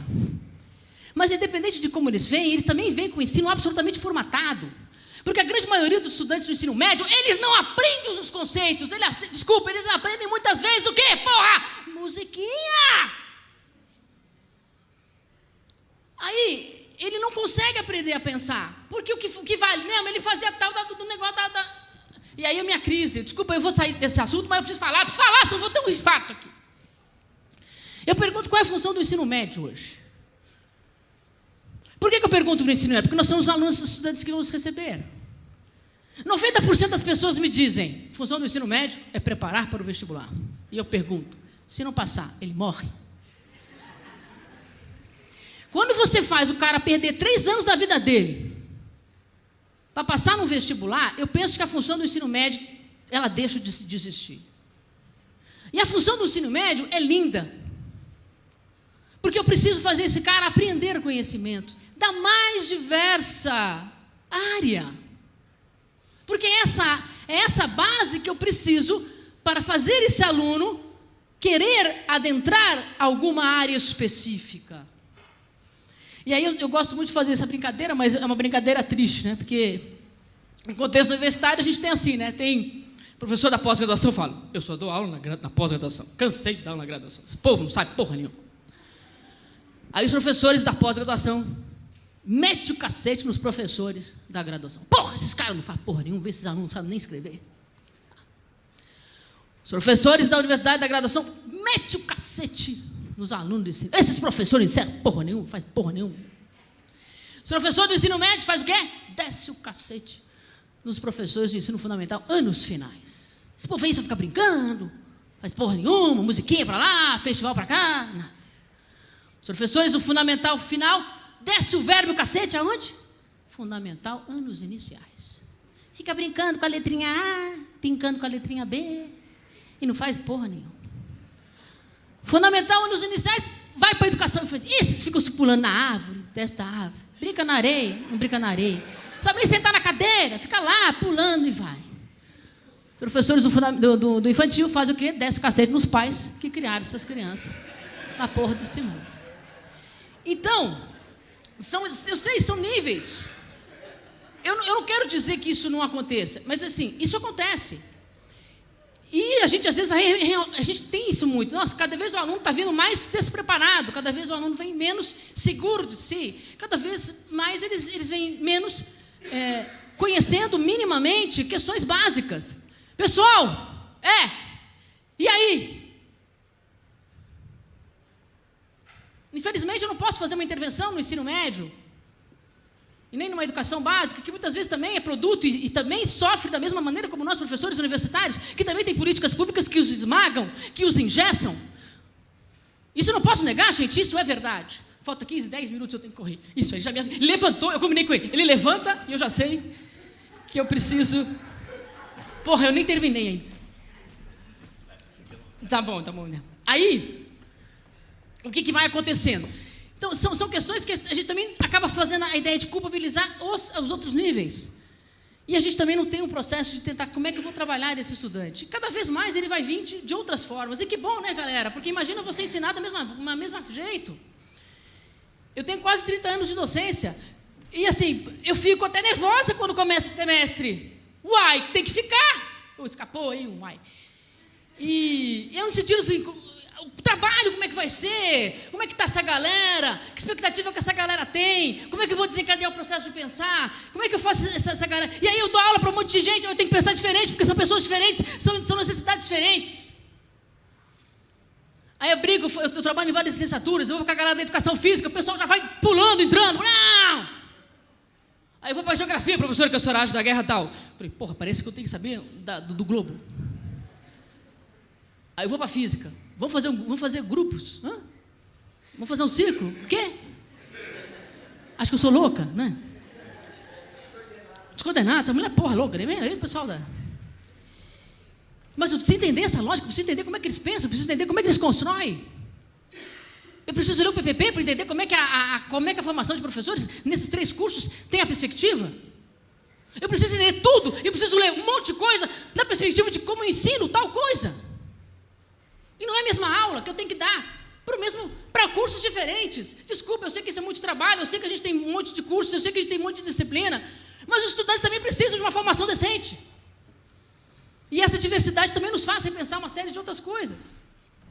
Esse é o nosso papel como professores. Cientistas, professores, mas professores cientistas.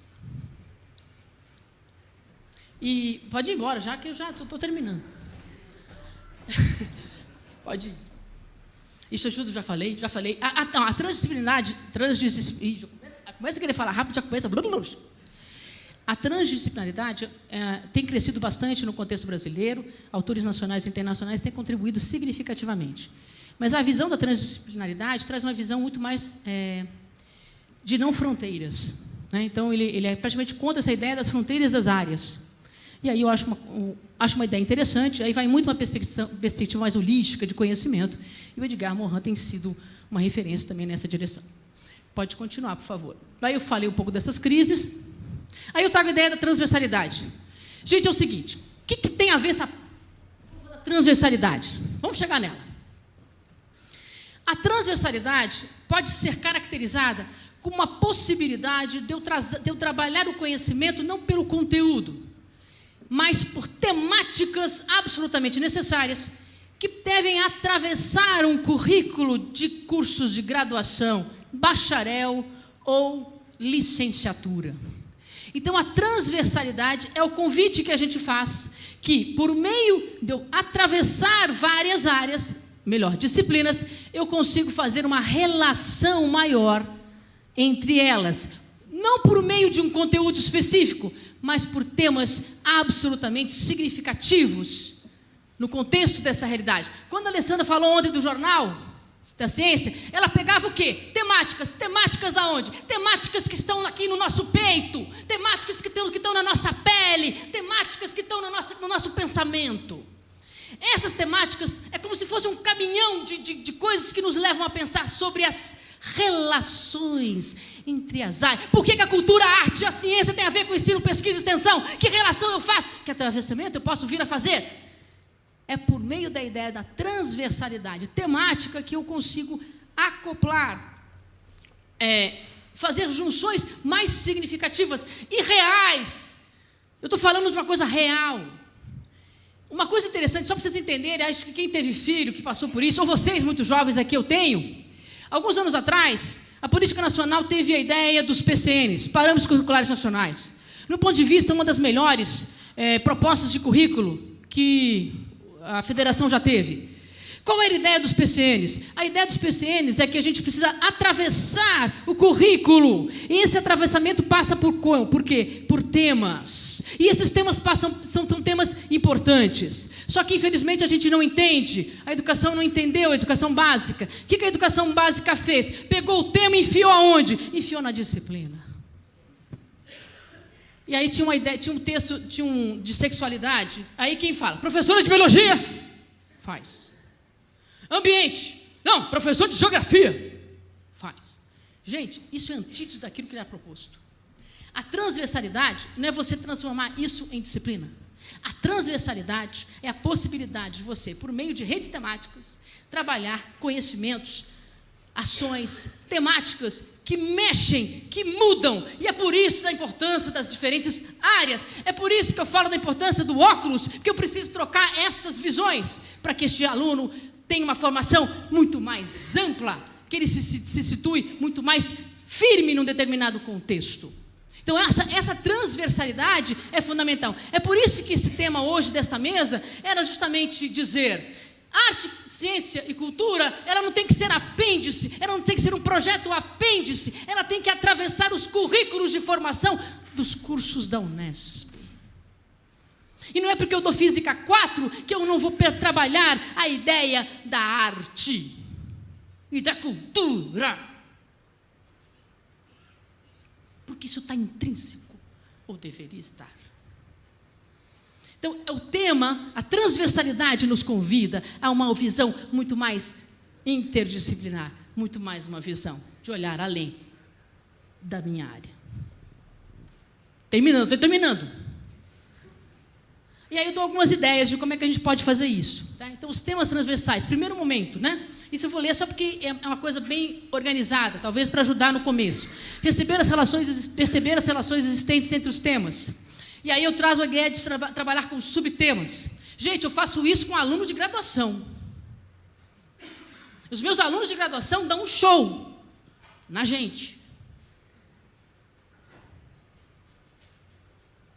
Eu trabalhei com a galera da física uma vez, teve uma galera que trouxe o tema dele, guerras. Gente, ele trouxe para mim, terceira lei de Newton. Num desenho de temática, ele traz a terceira lei de Newton, mas ele traz uma discussão outra, além da terceira lei de Newton. Estou discutindo que ela não é importante, pelo amor de Deus. Mas ele começa a ter uma outra visão de mundo. Aí veio uma galera que fez de música. Aí outra galera fez de ambiente, a outra galera fez de pobreza, a outra galera fez de alimentação. Alunos da matemática, física, geografia, pedagogia. Isso é transversalidade de pensar no currículo. Depois vai a ideia da relação dos conhecimentos e dos desdobramentos. O segundo momento, selecionar os conhecimentos de forma interativa. Interrelacionar conhecimentos buscando a realidade. Terceiro, seriar os conhecimentos, registrar o programa, trabalhar de forma coletiva. É claro que eu vou precisar de uma estrutura curricular diferenciada. Aí você vai falar, mas eu preciso de um currículo diferente, né, professora? Precisamos de uma outra ideia de currículo. É por isso que eu fico um pouco preocupada e eu não posso deixar de não colocar. Quando a gente faz a ideia de tentar fazer mudanças estruturais na perspectiva pedagógica, ou mesmo pensando a reforma acadêmica, é necessário que a gente entenda que para eu poder propor ações assim, eu preciso pensar uma reforma acadêmica que até realmente refaça e redimensione as próprias estruturas orgânicas das universidades. Hoje eu tenho algumas universidades brasileiras que vieram depois do REUNE, que foi o grande movimento de expansão das universidades públicas federais. As universidades federais, depois do REUNE, 2008, 2010, os cursos já são interdisciplinares. Quando os professores adentram a estas universidades, os projetos pedagógicos já são interdisciplinares. Não existem disciplinas individuais ou isoladas, eles são eixos temáticos. A grande dificuldade é a gente poder trabalhar dessa maneira. Mas veja bem, é necessária uma estrutura que dê conta disso. E às vezes as mudanças elas têm que ser da base e não apenas superficiais. E aí eu fico me perguntando também se na Unesp a gente talvez tivesse até que pensar uma outra forma de estrutura, até mesmo não departamental, assim como temos algumas universidades federais que não têm departamentos. Então, são outras discussões que eu considero que seriam absolutamente fundamentais, que poderiam ter sido feitas, mas infelizmente não aconteceram. Mas isso não significa que a gente também não possa pensar, é isso que eu quero trazer para vocês. Muitas vezes eu posso ter uma estrutura isolada, mas isso não impede que eu faça pequenas articulações com as pessoas que estão interessadas em fazer com que o conhecimento não seja, que a disciplina não seja fina ela mesma. E aí eu luto por uma formação de maior qualidade e de transparência. Consequentemente, no final disso, eu trago a ideia de que os temas transversais eles precisam ter inúmeras problemáticas, ter uma visão global, conhecimentos de criação de novos conhecimentos, uma perspectiva crítica. Por favor, Antônio. E aí esse professor ele precisa ter essa característica importante também. Pode ir, por favor, Antônio, que eu quero só trabalhar bastante no último tema. E aí os temas, as ideias conclusivas, é um pouco daquilo que eu fui falando com vocês, tá? Então, articula conhecimento, constrói possibilidades de outras interações que nós não fazíamos. Pode ir um pouquinho mais para frente, falta 1 minuto. Peraí, mas eu vou terminar. Profissionais competentes, né, que podem tentar trabalhar metodologicamente. É por isso que é interessante que a questão metodológica ela vai além de um professor apenas. Então eu posso ter vários professores trabalhando de formas muito mais interessantes e às vezes aquela ideia que o professor às vezes o aluno reclama, professor tal já mandou a gente ler esse livro, professor tal já mandou a gente ler esse texto, professor tal. Seria muito mais interessante se nós tivéssemos outras interfaces, interrelações com o mesmo tema. Não é a questão do livro, é a questão de como é que a gente pode fazer essas articulações acontecerem de uma forma muito mais inteligente. E, no finalzinho, eu queria só colocar o último slide, que o Antônio até me ajudou a fazer, né, Antônio? Pode ir lá. E aí, como é que eu pensei em arte, ciência e cultura? Deixa eu só mostrar um negócio para vocês. Universidade, ela quer o quê? O que ela quer enquanto processo? Qual é o papel da universidade? O papel da universidade é realmente trabalhar a questão da formação integral. Eu leio todos os projetos pedagógicos de cursos. Todos eles dizem que a ideia é a formação integral. Porra, se eu escrevo formação integral... Gente, formação integral não é só cabeça para cá. É tudo. Se é esse tudo... Eu entendo que a formação, então, que a universidade tem um papel interessante, onde, se é formação integral, nós temos que ter aí... Não, é o outro. Não mostra ainda. Eu troquei. Nós temos que ter ideia da arte, da ciência e da cultura. Arte, ciência e cultura é o tripé da universidade que nós queremos. Professores universitários, por isso o título do tema, prática docente. Prática docente envolve quem? Envolve nós diretamente. Nós somos professores, cientistas. Que temos que, muitas vezes, de desencadear o processo de ensinar, de pesquisar e de fazer extensão. Nessa perspectiva, tem o tripé ensino, pesquisa e extensão. E aí, a gente vai tentar entender que nessa interface, eu vou ter que ter a arte, a ciência e a cultura. Se eu fizer a inversão disso, não é tanto a inversão, mas o movimento disso é absolutamente fantástico. É isso que eu quero que a gente entenda. A universidade é vida, se é vida, é movimento. Se é movimento, se nós estamos parados, a gente tem que revisitar isso. E nessa perspectiva eu coloquei, de propósito, uma perspectiva assim. Isso tem que ser englobado, tem que ser vivo. E nessa direção, a extensão e a cultura são absolutamente fundamentais. Para quê? Para que a gente perceba que a gente, dentro dessa interface, a gente tem uma contribuição e um papel fundamental enquanto universidade. E aí, eu tenho que entender que essa universidade não pode ficar fechada dentro dela mesma. Então, a sociedade é absolutamente fundamental para que a gente até se ressignifique. E nisso, eu consigo ter a ideia de que eu preciso ter uma visão transversal. E essa transversalidade, ela pode acontecer de vários caminhos e aspectos, fazendo com que a gente entenda que essa transversalidade vem muito daquilo que eu posso vir a dar conta no ensino, na extensão, na pesquisa, no ensino, na pesquisa e na extensão. Muito obrigado.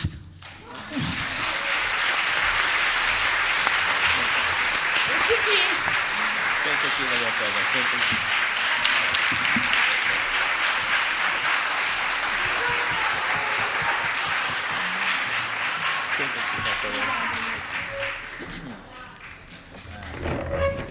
Puta merda. Que legal! Coube a mim interromper a Maria Antônia. Com tanta riqueza de temas e de alguém que estuda, né, a prática docente. Tem como tema de pesquisa a prática docente. Aquilo que nós fizemos como professores universitários é o tema de pesquisa do grupo da professora Maria Antônia, né? Eu vou abrir, eu sei que temos muitas questões, mas nós temos um tempo, né? E eu abro para uma rodada de umas 3 perguntas. Pode ser. Né? E daí pode ter palavrão no meio. Estou brincando. E daí a gente responde depois das 3 perguntas. Nossa, que beleza. Vamos fazer por bloco, vocês preferem? Eu vou anotar rapidinho aqui, pelo amor de Deus. Bom, quando você fala que você fala muito palavrão, é o que todo mundo tem vontade de fazer e, às vezes, fica intimidado, né? Porque acho que você... Parabéns, eu gostei muito de você ter colocado coisas que, às vezes, a gente pensa e, no meio dessa sistematização, né, da educação, a gente não tem coragem de falar.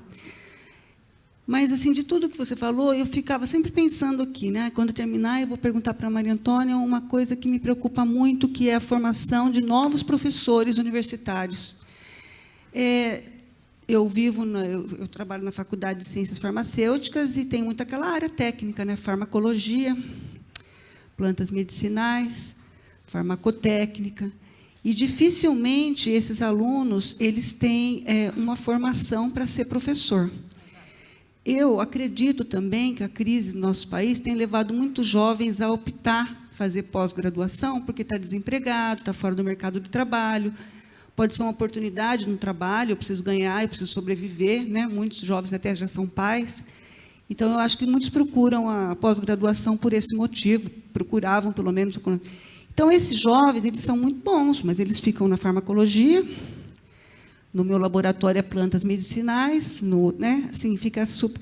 E aí eu comecei a ficar um pouco contente quando começou na extensão a pensar em levar esses jovens para ajudar na extensão, para trabalhar na extensão, né? Poxa, eu trabalho com tuberculose, eu poderia ir no posto de saúde e falar para o pessoal que faz tratamento de tuberculose, falar, olha, eu sou cientista, trabalho com tuberculose, estou aqui para fazer uma roda de conversa com vocês, para que essas pessoas tenham adesão ao tratamento, que muitos abandonam, né? Então, acho que aí é importante. Ele vai estar saindo da universidade. Mas, além disso, eu acho que peca muito a formação na área de humanas. Tem razão que estão tirando disciplinas de humanas. Quando alguém falava de roda de conversa, era uma coisa assustadora, né?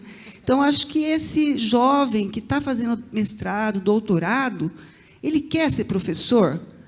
Quero. A maioria responde que sim, estou aqui para prestar um concurso, esperar um concurso público, mas eles não têm formação para ser professores. Eu também me coloco, quando né, muitos anos atrás, também prestei um concurso, talvez por outros motivos, mas eu sinto muito forte isso nos alunos de pós-graduação. Eles não se misturam, eles não têm uma associação, eles não procuram conhecer quem é Paulo Freire, metodologia, sabe, interação. Então, me preocupa muito, porque eles são os nossos professores. Muito bom. Como é que é o seu nome, professor? Raquel. Sou Milton. Bom dia, professora, parabéns. Acho que todos nós demonstramos o prazer de ter assistido sua aula. Muito obrigada. Prazer de ouvir os palavrões. Valeu, adoro um palavrão também. Eu falo que é pedagógica. Isso, é pedagógico. Mas eu queria colocar algumas questões que eu acho que, talvez até por... Eu não me senti citado. E eu também tenho certeza que a senhora não citou a Faculdade de Medicina de Botucatu. Mas, até usando algumas frases suas, alguns pares denigrem a profissão, né? De pedagogo ou de professor. E é preciso que a universidade valorize os profissionais. Então, é nessa fala que eu vou basear o que a senhora falou da frase da professora Selma Pimenta, de que médicos dormem médicos e acordam professores. Não é mentira, no sentido de que o título de professor ele vem de acordo, obviamente, com a aprovação do concurso. Mas eu também não estou fazendo nenhuma defesa específica, porque sei que a maioria das pessoas sabe disso. Mas um médico, acho que dentro da concepção que vocês sabem, né, um médico não é um indivíduo que é um técnico, né? Quer dizer, um médico é um indivíduo que precisa, em primeiro lugar, se transformar como pessoa, né? Porque ele precisa usar do seu sensório, da sua sensibilidade, da sua capacidade de conversar, de tirar dados, vamos dizer assim. E depois de todo um raciocínio científico, né, que é sempre no campo simbólico, né? Quer dizer, mesmo que a gente use palavras difíceis, sempre elas são simbólicas, elas trabalham com uma elaboração teórica, né? Então, e depois a efetivação da prática, que ela tem que levar em conta a questão da autonomia do paciente. Quer dizer, são elementos dados da medicina. Ninguém mais faz medicina hoje sem essas prerrogativas. Então, um médico não é apenas um técnico, nesse sentido. Eu sei que não era a ideia da professora Selma duvidar disso. Mas o professor de medicina, geralmente, ele fez residência, né? Então, significa que, no mínimo, ele fez 2 anos de ciclo de ou médico geral, ou cirurgião geral, e depois ele faz uma especialização, que geralmente é 2 a 3 anos. Então, depois dos 6 anos, né, de curso, ainda tem mais 5 anos, no mínimo, em geral, para aquela especialização, fora as outras subespecializações. Por exemplo, na minha área de hemato, tem transplante, hemoterapia, mesmo a minha área, que é a área de anemias hemolíticas. Então, quer dizer, a gente necessita de 15 anos, no mínimo, aí, de formação. E aí entra no mestrado, doutorado, né? Quer dizer, esse professor médico, você pode ter certeza, somos todos velhos, né? Eu, por exemplo, tenho 6 anos de docência. Todos os outros anos da minha vida fui médico contratado do Hospital das Clínicas e trabalhando fora também. Então, nós não acordamos médicos, né? Nós sonhamos professores e demora décadas para a gente realizar esse sonho, que para mim é um sonho ser professor. Então, quer dizer, dormir médico e acordar professor, primeiro, não é verdade.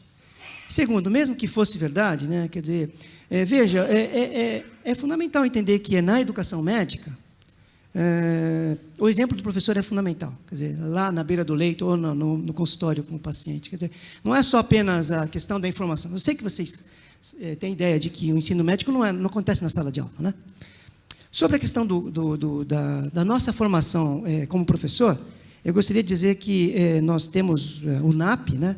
O NAP é o Núcleo de Apoio Pedagógico, e ele é uma referência aí, nacional na área de educação médica.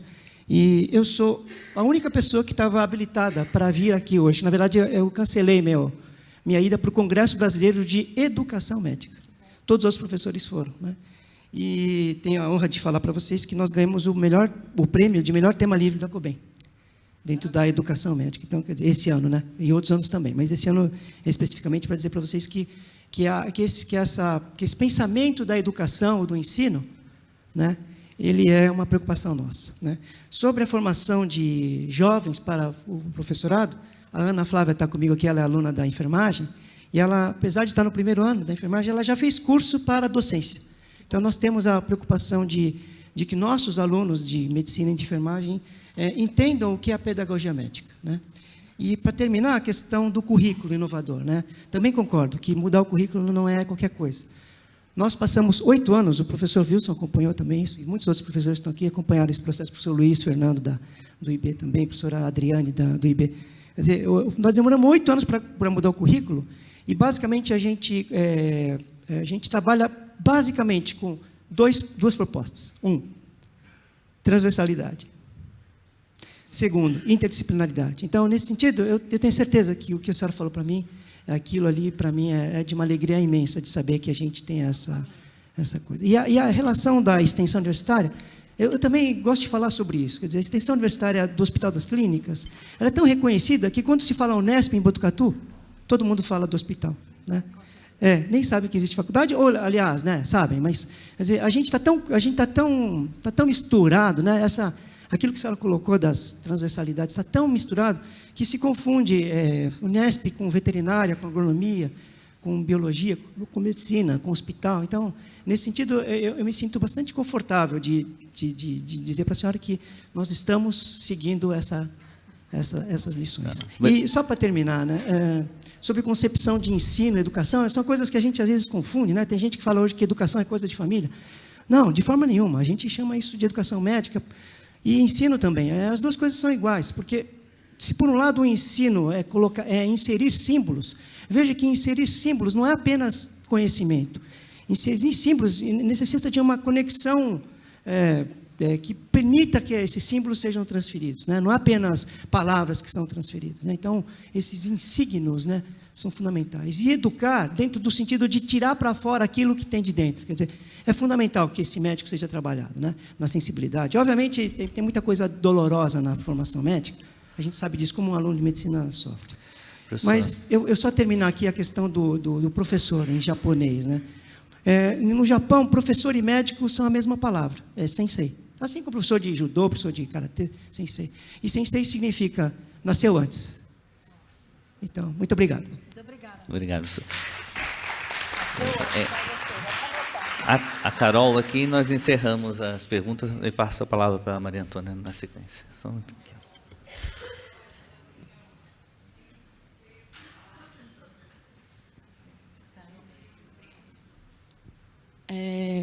Bom, já falei bastante nesse evento, né? Já sabem que eu sou. Primeiro, agradecer muito pela sua fala, assim, como discente, extremamente contemplada. E conforme você estava falando sobre todas essas questões, a principal questão que me perpassou assim é a humanidade do professor e pesquisador, digamos assim. Porque a questão que mais me impactou quando eu entrei na universidade como discente foi que, claro, existem questões estruturais, existem questões formativas, mas existem questões humanas com os professores pesquisadores. São pessoas que não entendem o lugar humano que ocupam na sociedade, então não conseguem entender que tiveram acesso a uma universidade privilegiada, que tiveram acesso a uma universidade branca e rica, né, que foi uma outra constituição de universidade pública. Inclusive, a Unesp tem uma constituição específica, por ter sido a primeira estadual a inserir a política de cotas, e, enfim, tem suas defasagens, enfim, mas tem essa prerrogativa muito diferente de USP e Unicamp, enfim. E também com a questão da extensão, que dá toda a diferença nesse eixo formativo. E, então, ao meu ver, falta também, na questão individual, uma humanização mesmo de entender o lugar que você ocupa enquanto professor, mas enquanto pessoa na sociedade, o lugar de onde você fala na sociedade. Porque a gente tem professores hoje na universidade que não entendem o que é ser um aluno pobre na universidade. A Unesp ainda tem essa questão de ser espalhada pelo Estado, então muitos alunos saem da sua cidade e passam por múltiplas questões. Então, nossa, que legal que Hegel fala, mas acho que mês que vem ele tinha o que comer, né? Então, essa questão, a questão étnico-racial, a questão das minorias, etc., deixou de ser um objeto de análise dos profissionais, dos professores pesquisadores, para estar dentro de sala de aula e confrontando o que você vai dizer. E os professores, a partir dessa crítica que os alunos não pensam e não se colocam, tem esse interesse que os discentes se coloquem, mas quando tem um discente em sala de aula que se coloque, eles perseguem esse aluno ou, né, enfim, múltiplas questões que sabemos que existem. Então, até que ponto os professores universitários se humanizam dentro da profissão e humanizam as pessoas que estão envolvidas nesse fazer? E eu queria que você colocasse principalmente essa questão das minorias em voga e professores despreparados para se humanizar mesmo e para entender as múltiplas questões que é ser uma pessoa dentro da universidade. Obrigada. Obrigada aí pelas... Tá vendo? Desculpa aí, galera. Esse aqui é forte. Obrigada pelas contribuições, são muito boas, porque nos fazem pensar uma série de questões que talvez não tenham ficado tão claras ou até ampliarem, né, a discussão que a gente se coloca. Então, Raquel, também muito pertinente a sua preocupação, né? Eu tenho que ser absolutamente sincero, eu tenho trabalhado bastante com a formação dos futuros professores universitários. E vou dizer com sinceridade que, muitas vezes, os professores que já estão em ação, né, fica difícil você fazer um trabalho de formação continuada com professores de modo geral, se a gente não tem uma atitude de estar aberto para. Eu faço essa crítica também na educação básica. Eu trabalhei muitos anos com formação de professores na educação básica e ainda trabalho. Eu digo assim, a pessoa pode ficar sentada 7.458 horas, fazendo um processo de formação. É necessário que haja uma mudança significativa na forma como... A primeira coisa, ele tem que estar aberto para ouvir, para pensar. Ele pode não mudar absolutamente nada, e até a fala da pessoa o faz reforçar aquilo que ele faz. Mas a coisa mais importante no processo de formação continuado é você estar aberto para. Então, o cara pode fazer 7.458 horas no curso de formação e continuar exatamente da mesma forma. Isso também acontece com os estudantes, né? Quer dizer, se o estudante não tem a capacidade também de abrir e de pensar de outra maneira, ele pode estar ali, mas, de fato, não está na perspectiva de estar aberto para. Por que eu estou te contando essa história, Raquel? Porque eu tenho pensado que eu tenho que investir fortemente nos jovens professores universitários. Mas na ideia de que eles têm que entender a importância da profissão professor na universidade. E penso que nós temos que realmente, isso até os órgãos de fomento têm percebido, que muitos estudantes da pós-graduação são eles que vão adentrar a esses espaços formativos. E eles percebem também que não existe uma preparação mínima para que essas pessoas possam estar nesse lugar. E o que vai acontecer? Elas vão reproduzir justamente a lógica da docência que muitas vezes receberam. Nessa perspectiva, acho que tem duas coisas que a gente tem que chamar a atenção. Todos os programas de pós-graduação desta universidade precisam ter esta temática como processo de formação. E independente de ser da área da educação, por favor. Né? Isso é uma coisa que eu admiro bastante na Faculdade de Medicina de Botucatu, que eu acompanho, inclusive já fiz algumas falas, eles têm isso como processo de formação para o mestre e para o doutor. Como uma coisa, até mesmo que eles não venham adentrar a docência, eles colocam que isso é uma perspectiva fundamental, porque trabalha a perspectiva da humanização. Então, ele tem que ser um excelente profissional, independente do lugar onde eles possam estar. Então, toda essa formação também é importante lá. Eu ofereço uma disciplina que chama Contexto Universitário e Formação para a Docência. E eu aceito alunos de todos os cursos, porque meu foco é receber um aluno que tem interesse em ser professor. É uma das disciplinas que eu tenho mais prazer de trabalhar.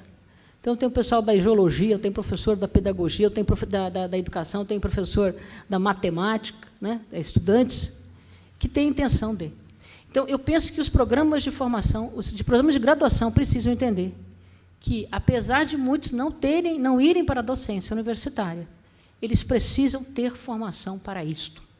O que me entristece e que eu tenho percebido é que tem muito... Isso eu já percebi, tá? Tem vários estudantes que fazem mestrado, doutorado e se tornam professores. E aí eles vão se tornar professores nos lugares onde eles fizeram a formação deles na graduação. O que me impacta é que eles são jovens e eles reproduzem a mesma docência que eles criticavam. Então, aí fica muito complicado, porque eles acabam sendo jovens, já engessados no processo de fazer uma docência de uma determinada forma. Eu acho que a gente tem que trabalhar para evitar isso antes. É isso que eu tento fazer no programa, mas muito pertinente a sua fala. Milton, agradeço as tuas contribuições e, assim, acho que só para deixar um pouco mais claro, eu sei que você entendeu que a minha discussão não é em nenhum momento desprestigiar a importância, né, dos professores dos cursos de medicina. Quando a professora Selma cita esse exemplo, ela cita na perspectiva de que muitos vão se tornar professores, mas não têm uma preparação para isso, né? Então, por exemplo, os professores de medicina, eles estão no curso de medicina. Eles são médicos, que bom, mas eles têm a docência como algo absolutamente fundamental e inerente à sua intervenção. Quando ela faz essa crítica, ela faz a crítica numa outra perspectiva, né, que, infelizmente, muitos acabam se tornando professores, desconsiderando a importância de aprender sobre a docência. Tá? Uma coisa que eu valorizo muito na Faculdade de Medicina de Botucatu, eu tive o prazer de ser chamada no MEC para fazer, foi no Ministério da Saúde, na época, para discutir um pouco as diretrizes curriculares para os cursos de medicina. E uma coisa que eu tinha uma preocupação muito grande é fazer com que os cursos de medicina trouxessem uma questão absolutamente fundamental, no meu ponto de vista, que é a saúde coletiva. E a questão da humanização também na medicina.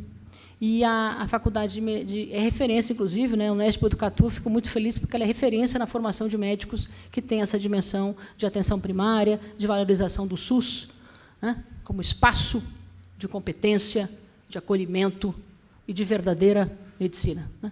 Então, muitas vezes os cursos de medicina formam, né, o médico apenas para o atendimento, né, a instalar o meu consultório na Avenida Paulista. Mas, assim, não estou discutindo que tem que ser só isso. Eu acho que a formação da medicina vai muito além disso e, realmente, vocês têm esse diferencial. E que bom, eu conheço mesmo. E isso é interessante que o professor Milton falou.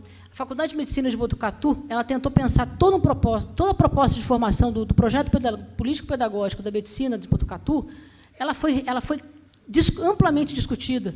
E foi muito bonito, porque ela foi discutida na horizontalidade. Hoje, eles têm uma proposta totalmente diferente. Tudo bem que demorou bastante, mas ela é fruto de muita discussão, uma discussão teórica fantástica e uma ressignificação da docência inquestionável.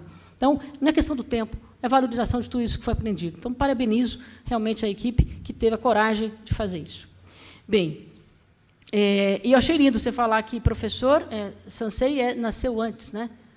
Então, tem hora que eu tenho vontade de ser japonesa, nessa perspectiva, realmente, de que você vê um país que valoriza o professor nessa grandeza. Carol, então você fala da questão da humanização, né?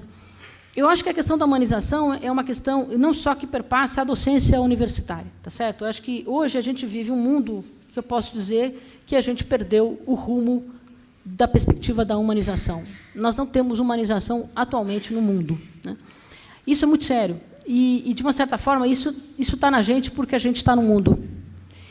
E aí a gente também acaba, se nós não prestarmos atenção, a gente acaba sendo engolido por essa lógica. Então, não é porque a gente está na universidade que a gente precisa não prestar atenção nisso. Eu entendo, e eu concordo com você, porque eu luto por uma universidade que trabalha um indivíduo.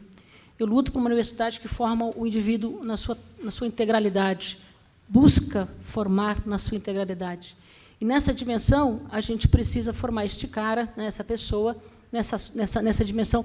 E a humanização é a base de tudo, do meu ponto de vista. Mas também, muitos professores, isso que eu quero te dizer, Carol, nós, professores, também somos diariamente bombardeados por uma série de pressões. E existe também, da mesma maneira que existe hoje um adoecimento, né, dos discentes, e eu me preocupo imensamente com a saúde mental de vocês, e eu também me preocupo com a nossa. Eu vejo hoje professores absolutamente doentes, né? Eles, às vezes, a gente não consegue, às vezes, dar conta de tudo, e a gente acaba também adoecendo, né? E isso é extremamente complicado. Eu não estou querendo justificar a falta de humanização, mas eu posso dizer que isso tem contribuído imensamente para a gente perder um pouco o rumo daquilo que a gente faz. E, realmente, professores universitários, eles têm um papel fundamental, é isso que eu digo, não só na disciplina que ensinam. A disciplina não pode ser fim, ela é meio. É um meio importante que eu contribua para a formação deste indivíduo. E não é, eu fico meio bravo, que tem um pessoal que fala que o pessoal da educação fica passando a mão na cabeça. Não é isso. Eu sou uma pessoa extremamente rigorosa com os processos de avaliação.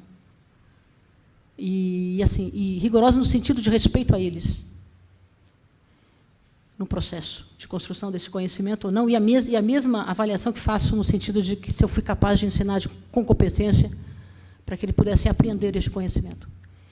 Mas eu penso que isso que você traz é uma questão não só de universidade. E a universidade, por estar sendo atacada, a gente acaba se retraindo.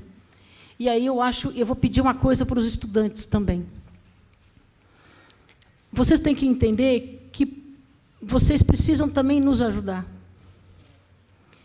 E essa ajuda... Ai, meu Deus, agora chegou. Ai, meu Deus do céu. Ai, meu Deus do céu. Bom dia. Nós somos fã dele, então, desculpa, eu tenho que dizer, desculpa aí. Muito obrigada por você estar conosco. Então, eu vou pedir um favor para vocês, estudantes. Eu acho que vocês também precisam acolher os professores. E acolher os professores também nas suas dificuldades. E aí também acolher os professores nas suas fragilidades. E, às vezes, a melhor maneira de você fazer isso, às vezes, não é o confronto, mas é mostrar, às vezes é o exemplo. Né? Então, a gente precisa se unir, gente, porque, às vezes, eu até gostei do professor que falava que a gente precisa se armar no sentido de estarmos juntos nessa luta que temos que enfrentar. Quando eu começo a perceber aluno brigar com o professor brigar com o funcionário, ficar todo mundo brigando, a gente se mata aqui dentro e todo mundo acaba com a gente em questão de horas. A gente precisa e isso, para mim, é uma ressignificação de universidade. E a Unesp, eu não tive o prazer de ser aluna da Unesp, fico até emocionada. eu trabalhei durante toda a minha graduação, porque eu não tive oportunidade de estudar na universidade pública. E não é porque eu não consegui estudar numa universidade pública que eu não luto por ela. Acho que por não ter conseguido que eu luto muito mais. Então, eu tenho um carinho, um respeito pela Unesp, porque a Unesp ela faz parte da minha vida e ela faz parte da vida de muitas pessoas. Eu acho que os alunos também precisam entender que, às vezes, a importância de vocês é fundamental e o passar de vocês também é fundamental, mas muitos de nós aqui, a nossa vida está aqui. Né? Então, são 20 anos, são 30 anos, são 40 anos que a gente precisa se constituir pessoa. E aí também é importante que vocês nos ajudem nisso.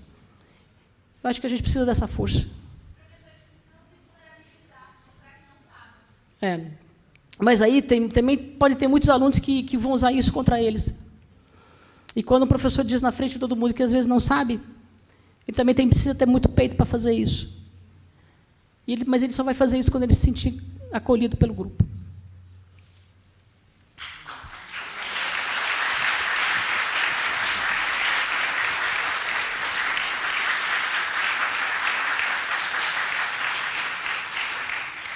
Muitos agradecimentos à professora Maria Antônia, né? Ela, com cuidado, ela preparou a apresentação dela, que nós tivéssemos o material, então nós vamos passar, né?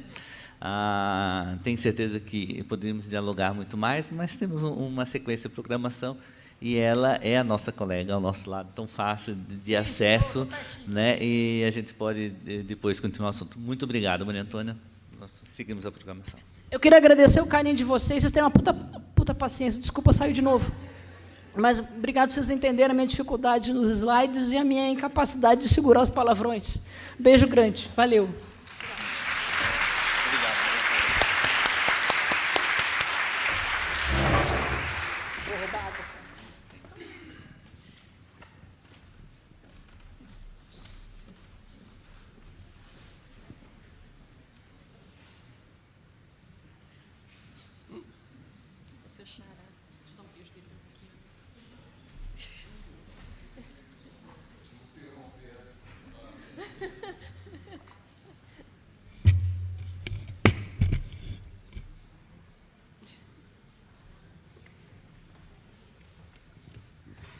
Bom, então, agradecendo a Maria Antônia, que abriu, né, eu acho que esse segundo dia com muitas questões importantes, né, e eu acho que é isso que é importante. Né? Nós estamos num encontro de cultura que, na verdade, vem né, pela Pró-Reitoria de Extensão Universitária e Cultura, mas o que nós precisamos é ampliar a discussão e todos, né, ter a perspectiva de discutir a universidade e o nosso trabalho, né, docente, e a responsabilidade desse trabalho. Né? Então, eu acho que, e é por isso que eu acho que a gente tem essa questão de sempre falar da indissociabilidade, ensino, pesquisa e extensão, né? que uma coisa não pode existir sem a outra, e isso é falar da essência da universidade. Então, eu acho que, obrigada, Maria Antônia, que trouxe, né, novamente, eu acho que nós estamos desde ontem colocando essa discussão, então, eu acho que é isso que é fundamental.